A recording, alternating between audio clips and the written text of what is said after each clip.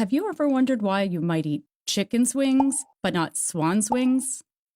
Beef burgers, but not mouse burgers? Have you ever wondered why you might drink cow's milk, but not pig's milk? And have you ever wondered why you haven't wondered?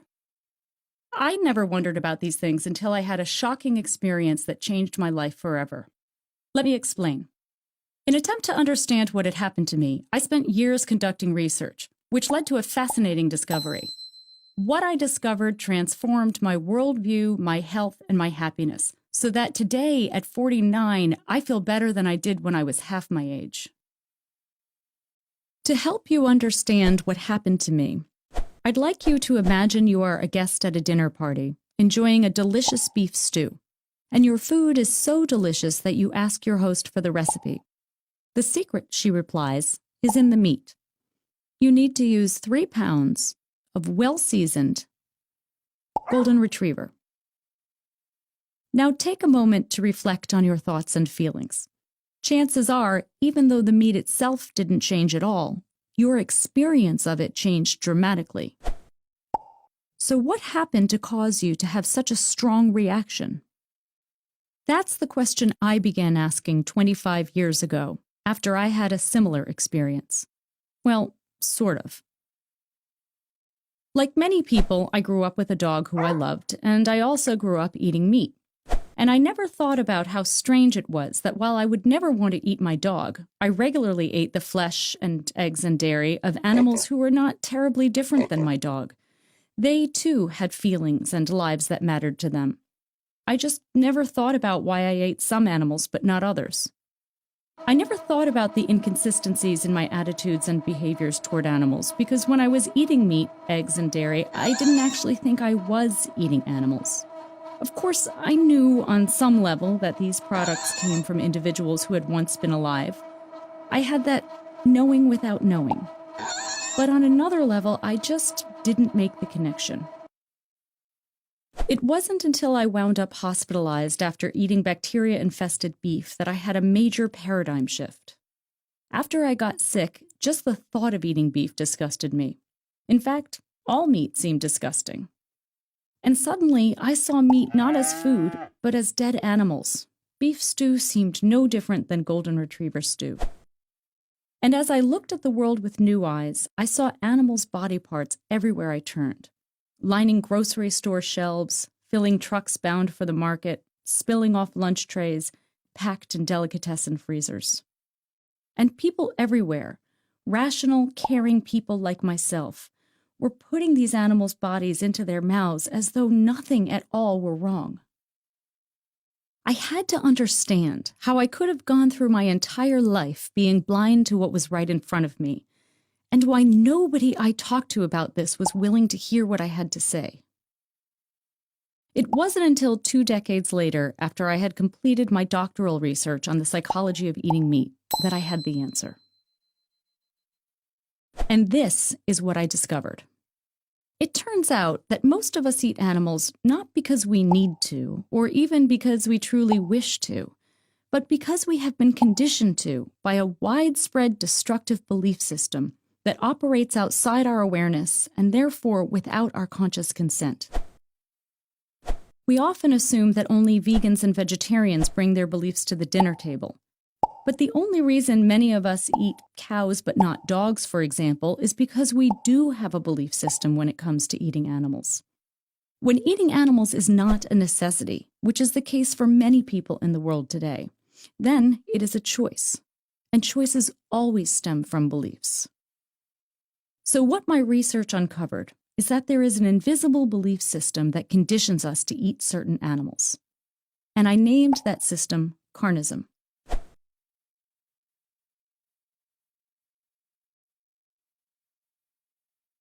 Carnism is universal. In meat-eating cultures around the world, people typically classify only a tiny handful of animals out of millions of possible species as edible. All the rest are classified as inedible and disgusting. So even though the type of species consumed changes from culture to culture, members of all cultures tend to find their own choices to be rational, and the choices of other cultures to be disgusting and often even offensive. Carnism is like a vast fog that surrounds, saturates, and shrouds our world. And carnism is a violent system. Meat cannot be procured without violence, and egg and dairy production cause extensive harm to animals. In fact, today, the egg and dairy industries are arguably the most brutal of all carnistic industries. And violent systems such as carnism keep themselves alive by using defense mechanisms, so that rational, humane people participate in irrational, inhumane practices without fully realizing what they are doing. These defenses hide the truth about animal agriculture and distort what little we are able to see, so that we support a system we would likely otherwise find deeply offensive. The primary defense of carnism is denial. Carnism denies the truth by making it invisible. One way carnism remains invisible is by remaining unnamed, so eating animals appears to be a given rather than a choice.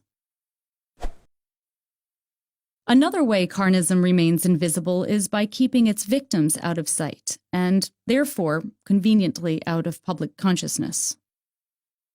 But although we don't see the inner worlds of farmed animals, these individuals are, in fact, sentient, conscious beings. For example, pigs are at least as intelligent as 3-year-old humans. Cows develop deep and lasting bonds with their family and friends. For instance, they may cry and keen for weeks when their babies are forcibly taken from them. Chickens are able to distinguish between 100 different faces of members of their species, and they have 30 different calls to signal types of threats. And scientists have demonstrated that certain fish and crustaceans have intelligence and pain receptors, such that in some places in the world it is now illegal to keep fish in small bowls or to boil lobsters alive.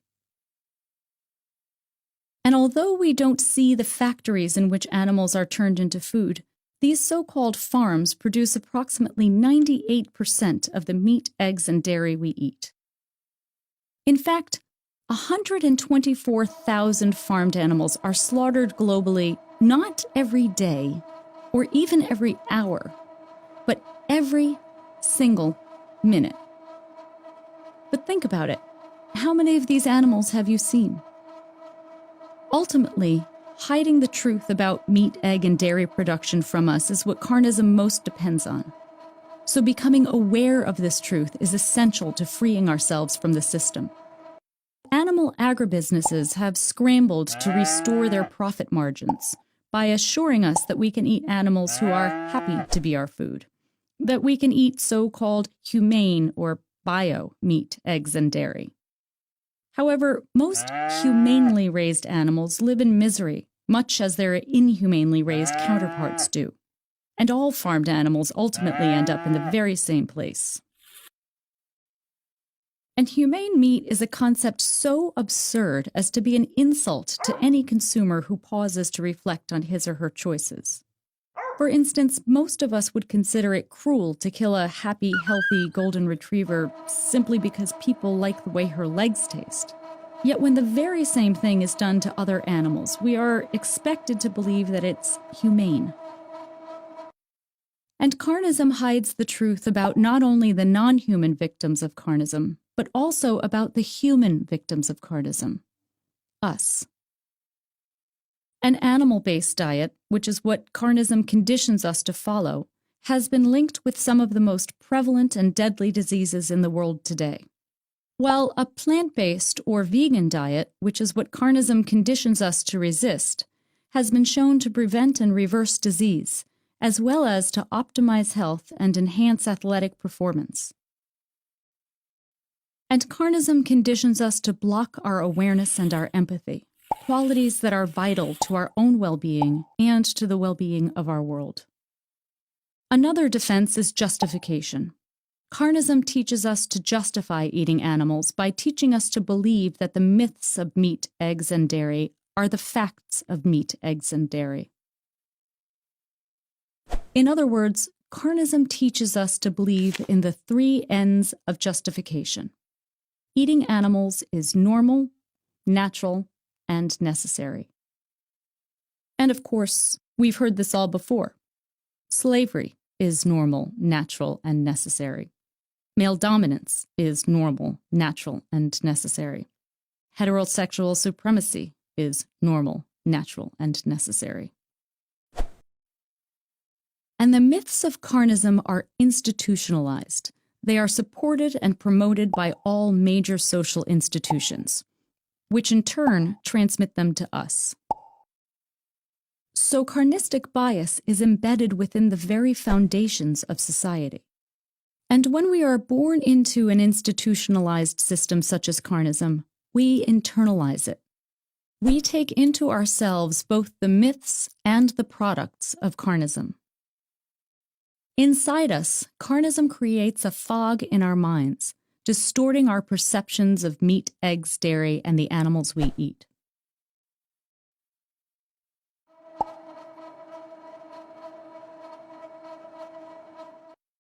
For example, carnism teaches us to place animals in rigid categories in our minds, and therefore in our hearts. And carnism teaches us to see farmed animals as objects, as things rather than beings. And carnism teaches us to see farmed animals as abstractions, as lacking any individuality or personality of their own. A pig is a pig, and all pigs are the same.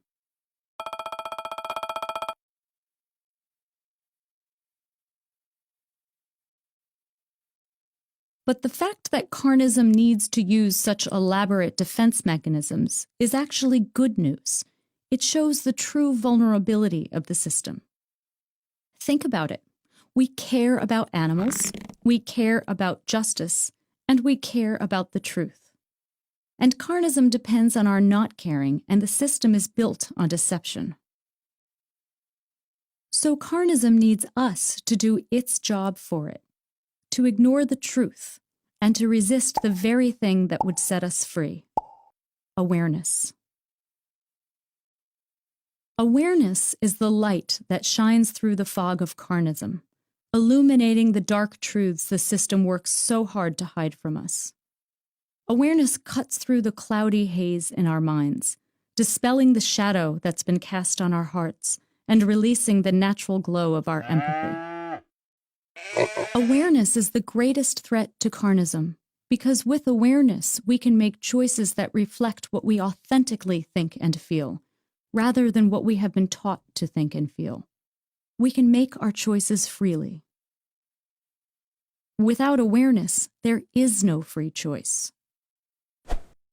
And while it's easy to feel that the problem is so big that our individual efforts won't make a difference, or that the system will never change, the truth is that every choice we make does make a difference, to others and to ourselves. And history shows us, again and again, that awareness opens the door to social transformation. When people of integrity clear their vision, they demand change. And powerful change is happening right now, around the world, as more and more people are opening their minds and saying no to carnism. The vegan movement, which is the counterpoint to carnism, is one of the fastest growing social justice movements in the world today. Carnism, of course, is fighting back, using misinformation, disinformation, and scare tactics in an attempt to invalidate the vegan message. But despite what carnism wants us to believe, veganism is healing for all of us. The goal of the vegan movement is to create a world based on compassion rather than cruelty, empathy rather than apathy, authenticity rather than dishonesty, justice rather than oppression. So with awareness, we can create a better world for all beings, human and non-human alike.